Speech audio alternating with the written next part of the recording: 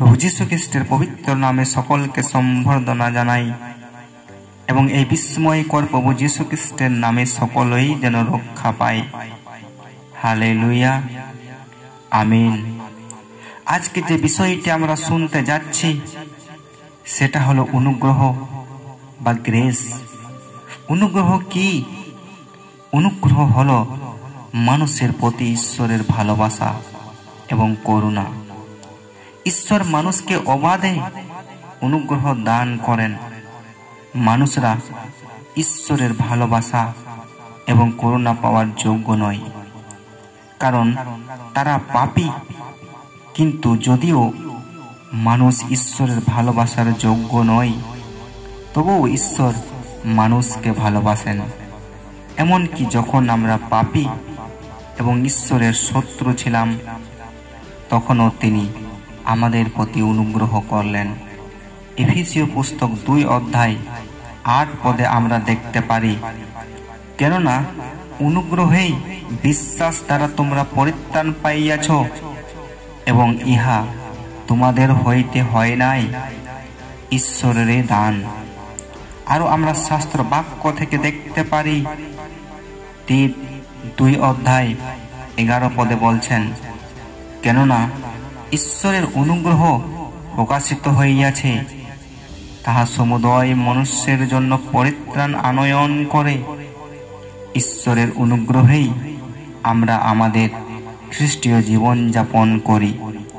বস্তুগত এবং আধ্যাত্মিক উভয়ে মানুষ যা কিছু পেয়েছে তা ঈশ্বরের কৃপায় এসেছে।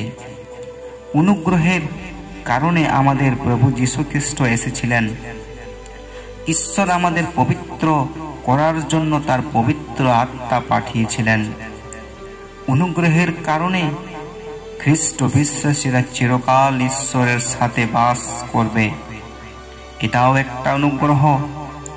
তাই ঈশ্বরের অনুগ্রহ ছাড়া আমরা এক মুহূর্ত বাঁচতে পারি না। তাই একজন ঈশ্বরের ভক্ত দাস বলেছেন, যেমন জল ছাড়া মাছ বাঁচতে পারে না এবং মাটি ছাড়া গাছ বাঁচতে পারে না, একইভাবে ঈশ্বর ছাড়া মানুষ বাঁচতে পারে না। কারণ আদি পুস্তকে আমরা দেখতে পারি ঈশ্বর সমস্ত কিছু সৃষ্টি করেছেন। গাছপালা, নদ নদী, পাহাড় পর্বত, নক্ষত্র, গ্রহ, জীব জন্তু, এমনকি যে পৃথিবীর উপরে আমরা দাঁড়িয়ে আছি সেটাও ঈশ্বর সৃষ্টি করেছেন। তাই ঈশ্বরের সমস্ত কিছুকে আমরা উপভোগ করিতেছি। কিন্তু মানুষ এই ঈশ্বরের অনুগ্রহকে বুঝতে পারে না।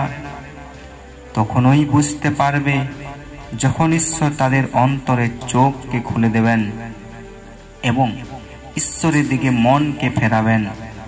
তাই ঈশ্বরের যে অনুগ্রহ, সেটাকে আমাদের জীবনে আর উপভোগ করতে হইবে এবং উপলব্ধি করতে হইবে, এবং ঈশ্বরের গৌরব, প্রশংসা, ধন্যবাদ, স্তুতি করতে হইবে।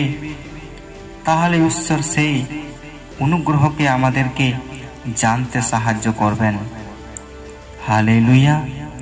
এই বাক্য দ্বারা ঈশ্বর সকলকে আশীর্বাদ করুক। আমিন।